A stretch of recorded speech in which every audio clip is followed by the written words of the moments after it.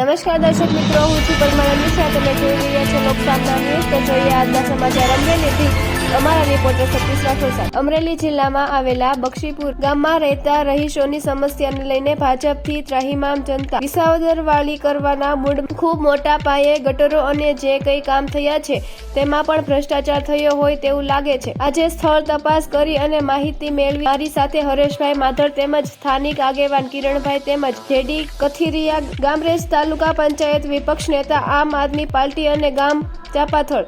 લેવા દેવા કાને અમારે ગંદકી ભોગવે, અમારા છોકરા બીમાર પડે. શેરીમાં આવે અમારામાં સરપંચે ધ્યાન નથી દેતા. અમારા સરપંચને બોલાવી કે તમારે શેરીવાળા સમજો થાય તો અમારે શું કરવાનું? વેરો ટેક્સ તો ભરો છો ને?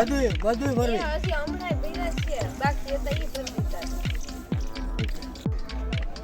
મારું નામ જેડી કથિરિયા, મારું ગામ છે ચાપાથળ. હું અત્યારે આમ આદમી પાર્ટીનો એક જવાબદાર પદાધિકારી છું અને હાલમાં કામરેજ તાલુકા પંચાયતનો વિપક્ષ નેતા છું. તો અમે આજે આ કેરિયા જિલ્લા પંચાયતનું ગામ છે અને બક્ષીપુર આ ગામનું નામ છે.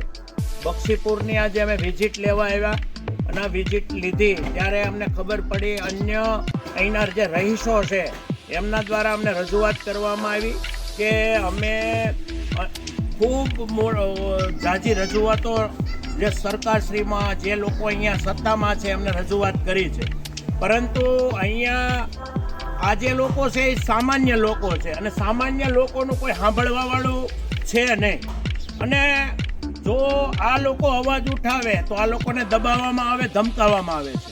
એટલે આ ગટરનો જે પ્રશ્ન છે એ ખૂબ ઘણા સમયથી છે અને ઘણા સમયથી આ લોકો પીડાય છે. હું હમણાં તમને અન્ય જે અહીંયા સ્થાનિક લોકો છે એમની સાથે પણ વાત કરાવીશ, પણ પહેલાં તમે અહીંયા આવી અને પૂરું બતાવશો જેથી કરી ખબર પડે. અને અહીંયા લોકો રહે છે અને અહીંયા આજુબાજુમાં નાના છોકરાઓ રહે છે અને ખૂબ દુર્ગંધ મારે છે. એવી રીતે અહીંયા નાના નાના ભૂલકાઓ ને જો, અને બીજું કે અહીંયા જો આ લોકો બીમાર પડશે તો અહીંયા કોઈ એની સાર સંભાળ લેવાવાળા નથી. હું વિનંતી કરીશ કે અહીંના સ્થાનિક લોકોને એ તમને સાચી હકીકત બતાવશે. બતાવો.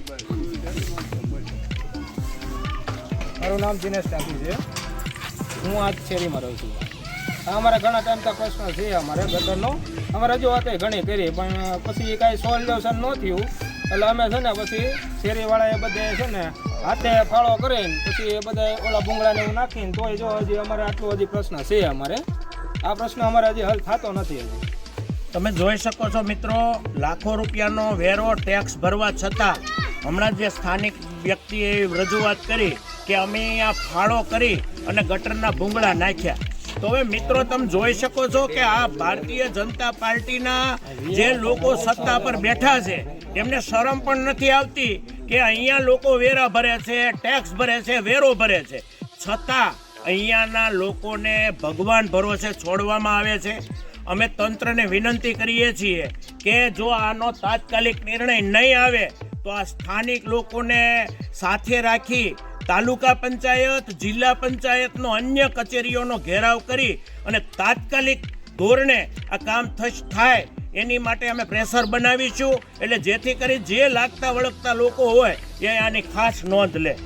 તો ફરી મળીશું એક નવા સમાચાર સાથે. ત્યાં સુધી જોતા રહો લોકસામના ન્યૂઝ.